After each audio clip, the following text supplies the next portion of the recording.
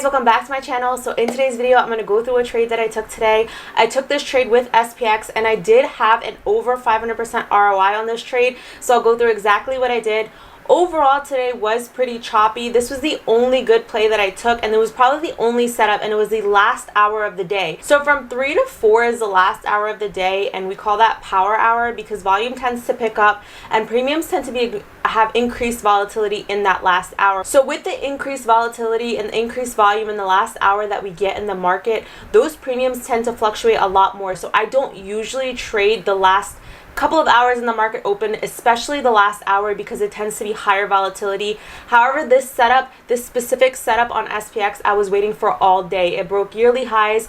ES futures also broke yearly highs. So all of the check boxes that I had were ticked off. So I ended up taking this play, and it ended up being a really high probability setup, and the market really made the move really nicely with volume. So I'll go through everything, what I was watching, why I took the play, and yeah, let's just go ahead and get started. Alright guys, so let's go ahead and go through this breakdown. So overall on the day, I just want to verify that I made around $5,000. I took 3 trades. One of them was a red trade, one of them was a green trade, and then the last trade I took was this one right here.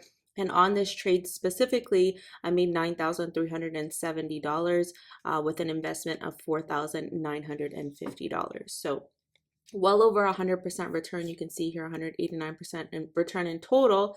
However, the last contract that I did exit at, or the highest point that I exited at, was around $9.70, which is almost a $500 or 500% gain off of this trade on the runners that I held. So I did take this trade on Monday, June, what date was it? June 13th? No, Monday, June 12th.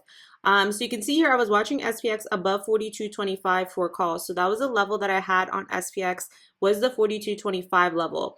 To the upside, my targets above 42.25 I had were 43.30, and then 43.25, 43.30, and then 43.40 to the upside. Those are my main target levels. So as SPX approached this 42.25 level, so before I go ahead and go into the specifics of how, it was a 500% play, I do just want to say this play was towards the end of the day. So it was the last hour of market open.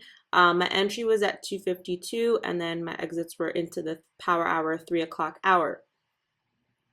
On a 0 DTE contract, towards the end of the day, especially the last 2 hours, there is increased IV. So the increased IV and volume in the market causes your premium to fluctuate a lot more.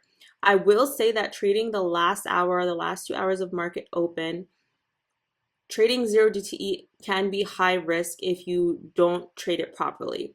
If you are not on the winning side of that trade, you could potentially lose a decent amount of your position, 40 to 50, 60% of your position very quickly, because it is higher risk because of that increased IV. And then higher theta as well, just due to expiration approaching so quickly.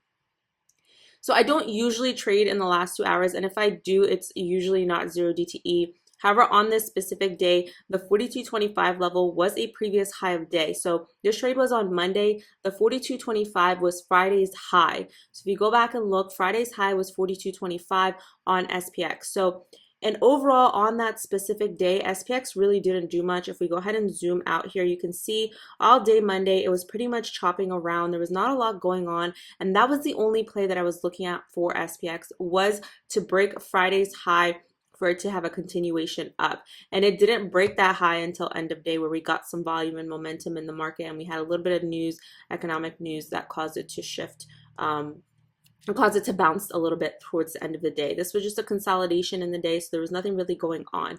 And if you can see here, if we zoom out, you can see that Friday's high here was around that 43.22. I just always rounded up to the nearest resistance level, which would have then been my 43.25 level. Okay, so that is the entry that I had on SPX. And if we go ahead and look here, this is my TRADERSYNC journal. So I'm just going to go through it on here.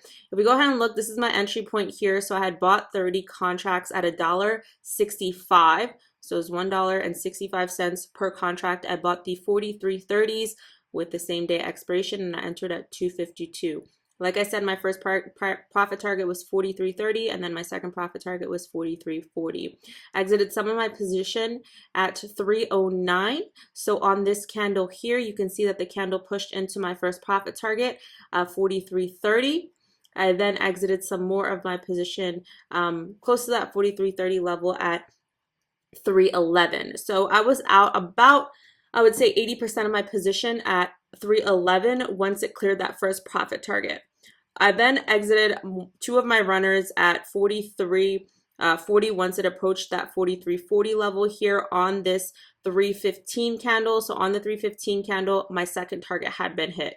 At this point, I only held one runner, and that runner you can see I sold towards the end of the day, and I sold at $5.80. The runner was still up a good decent amount because my entry was $1.65, and my last two contracts I sold at $5.80. So it was still up. It never broke my stop, but it was getting towards the end of the day, so that's why I just closed the runner because I didn't want it to expire. So the reason why I wanted to go through this trade with you guys is even though 0 DTE, especially towards the end of the day, can give you really high percentage gains, it is very attractive to some newer traders. I do just want to say that there is a downside to trading higher risk contracts this way. You always want to make sure that you do have a really high probability setup. This was a setup that I was waiting for all day. I was very patient. I did take two other trades on the day, but this was the highest probability setup that I took. And I want to go ahead and show you guys ES and NASDAQ futures. So if we go ahead and look at ES and NASDAQ futures, the level that I was watching for ES to clear was above 43.7. You can see 43.70. You can see that ES was overall choppy on the day. It needed to either break below 43.49 or above 43.70. If we go ahead and zoom in here, I entered SPX calls at 252. This is the 250 candle on ES futures. So my entry was actually perfect on SPX as ES opened above that daily high, that resistance level I had of 43.70. I entered SPX calls, and if we go ahead and look, you guys will see. Here is the entry on SPX here. It was on this 250 candle on the 2-minute time frame. 250 candle on ES futures, nice move up on SPX, clean move up on ES futures. We go ahead and look here on the NASDAQ. You can see NASDAQ needed to clear 14,900. NASDAQ had cleared already 14,900, so NASDAQ had already made the move. This is a 250 candle on NASDAQ. So NASDAQ had already made the move. I was waiting for ES futures to also make the move, which it did at this 250 candle, held nicely above the 43.70 level. My entry on SPX was good in conjunction with ES and the NASDAQ. So let's go ahead and look at the 2-minute time frame to give you guys a better depiction of what I was looking at. I entered at this 252 candle once it broke above 43.25, but the key thing here was NASDAQ opened above 43.70.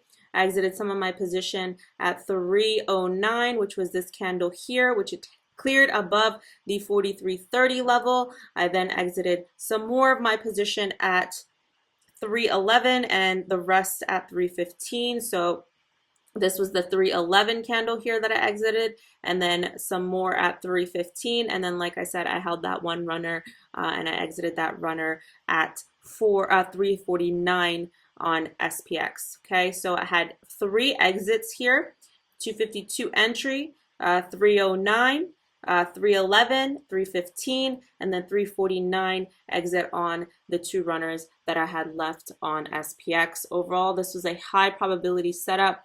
This is a really good example of waiting for the market to give you the setup. Sometimes you have to wait all day, set an alert, and just wait for the market to give you the move. You don't need to force a trade into place. Overall, on this day, like I said, the first half of the day I did in the first hour try to force a trade. 2 trades, one of them was profitable, the other one was not. So I did try to force trades right close to open when the market really wasn't giving up the move. And you can see here, just looking at ES futures, overall extremely choppy until, like I said, that last hour of the day. Just be careful when you are trading 0 DTE. Make sure you are taking the highest probability setups. You are either buying 1 DTE if you are a newer trader, or you're taking, on top of that, taking high probability setups. When I do trade 0 DTE towards the end of the day, I will buy slightly in the money. On this specific trade, I did buy slightly at the money. I bought the 43.30s, which were at the money. The reason why I bought them is because they were extremely cheap. It was only $1.65. So I was comfortable entering at the money instead of buying slightly in the money. But I do recommend when you are trading 0 DTE towards the end of the day, it is a little bit safer to buy very slightly in the money, just profit targets that have hit. For example, if I were to have entered this in the money, I would have bought the 43.25 or 43.20 strikes on SPX. Makes it a little bit safer if you do get caught in a pullback. Alright guys, so that's it for today's video. Thank you so much for watching. If you have any questions on the trade that I took or any of my strategies that I've posted here on YouTube, you can comment them down below or shoot me a DM on Instagram. All of my social media is linked down below as well, and I will see you guys in the next video. Bye!